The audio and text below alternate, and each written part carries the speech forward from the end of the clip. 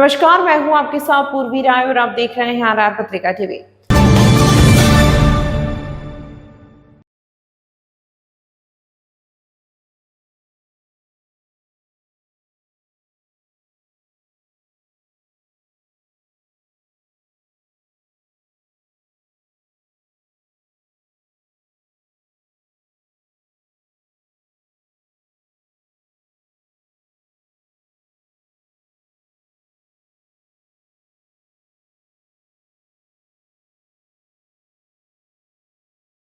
दूदू की मंशापूर्ण गौशाला के नाम पर एक व्यक्ति ने दानदाताओं से लाखों रुपए की ठगी की है। किशनगढ़ के एक दानदाता ने दूदू थाने में व्यक्ति के खिलाफ मामला भी दर्ज करवाया है। दानदाता ने बताया कि जीतू नाम के व्यक्ति ने गायों की सेवा व उपचार के नाम पर कई बार रुपए लिए हैं। दानदाता ने जब मंशापूर्ण गौशाला पहुंचकर जानकारी ली तो पता चला कि गौशाला में जीतू नाम के व्यक्ति का कोई लेना देना नहीं है। ऐसे में धोखाधड़ी की शिकार हुई महिला दूदू थाने पहुंचकर ठगी का मामला दर्ज करवाया है। साथ ही पुलिस ने गुहार लगाई है कि जीतू नाम के व्यक्ति को गिरफ्तार कर हड़पे गए पैसे वापस दिलवाएं। पुलिस फिलहाल मामले की जाँच में जुटी है। तो आज ऐसे ही मन हो गया कि चलो आज गौशाला देख के तो आऊं, इतना पैसा दे रही हूँ, सही जगह पहुंच रहा है नहीं पहुंच रहा है। पर जब मैं यहाँ आई, यहाँ कम से कम कोई 20-25 कार्यकर्ता गौओं की सेवा कर रहे थे। कोई गुड़ खिला रहा है, एक मैडम डॉक्टर थी, वो गौ माता को कोई कैंसर है उसका ऑपरेशन कर रही थी। मेरे को तो बड़ी खुशी हुई। पर जब मेरी वस्तु स्थिति मैंने इनसे सारी पूछी, कहा साहब वो हमारे को जूती जातम कुछ नहीं देता है। तो मैंने कहा फिर वो वीडियो क्यों डालता है? तो कहा वो वीडियो क्यों डालता है? वीडियो तो उसकी है ना गौशाला। तो कहा उसकी गौशाला नहीं है, ये हमारी एक अलग संस्था है। मैंने कहा क्या? अरे पागल हो क्या? वो तो जीतू जादम की गौशाला है, मुझे क्या पता? तो वो तो कह रहा था भाई मेरी गौशाला है। जैसे अनिल मेहरा बगरू वाला, उसको पहले मैंने दान किया। मैंने उससे पूछा कि भाई कितनी गायें हैं, तो उसने कहा एक। मैंने उसको देना बंद कर दिया और उसके ग्रुप से मैं लेफ्ट हो गई। अब इसने तो कहा भाई 250 गौएं हैं, और बराबर मैं यहाँ आई हूँ, 250 गौएं हैं, बहुत बीमार स्थिति में है, सेवा भी कर रहे हैं। पर अब इनका काम तो है ठीक करना, परंतु ये तो बड़ा अन्याय है। इस बीच में मैंने फिर जीतू से पूछा, मैंने कहा भाई तूने मंशापूर्ण गौशाला क्या पैसे नहीं भेजे क्या? तो कहा चुप हो गया। रात को 10 बजे मेरे घर आ गया, 10 बजे रात को, जबकि मेरा गेट 7:30 बंद हो जाता है, सारे किशनगढ़ को पता है। मैंने कहा आओ भाई कैसे आना। ये और गजानंद और 3 लड़के और आए। मैंने कहा आओ बेटा। आते ही धरती पे बैठ गए और इतना रोए जैसे कोई बच्चा रोता है माँ के सामने। मैंने कहा हो क्या गया? कहा वो मुझे मार देंगे, वो कर देंगे, मैं बहुत परेशान हो रहा हूँ। तो मैंने कहा बेटा मेरे पैसे किसको दिए तूने? चुप। अरे भाई चुप क्यों हो रहा है भाई? 1,01,000 या तो तू गौशाला में दे के आ या मुझे दे के जा। और मैंने सिर्फ 1,01,000 नहीं, कभी 6,500, कभी 11,000, कभी 15,000, 2,100 तो हर महीने। अभी मैंने बंद कर दिए थोड़े टाइम पहले।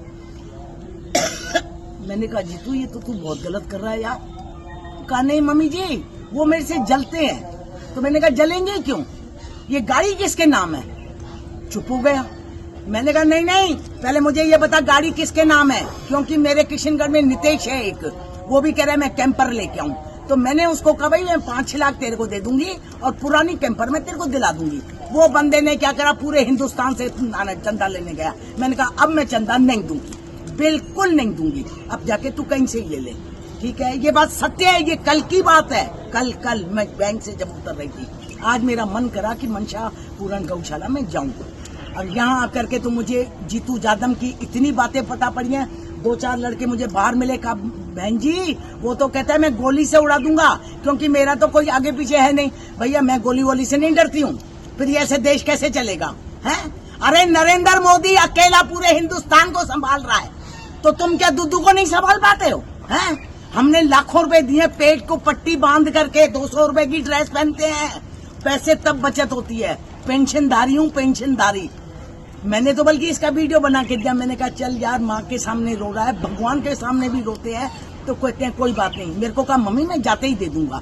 अब यहाँ आके पता पड़ा कहा माता जी मैं कुछ नहीं दिया। अभी बीच में 6,500 भेजे माना ये पट्टों के, ये गौ माता जो लावारिश होती है कहा मम्मी जी, मैंने कहा चल 100 पट्टे मेरी बांधना।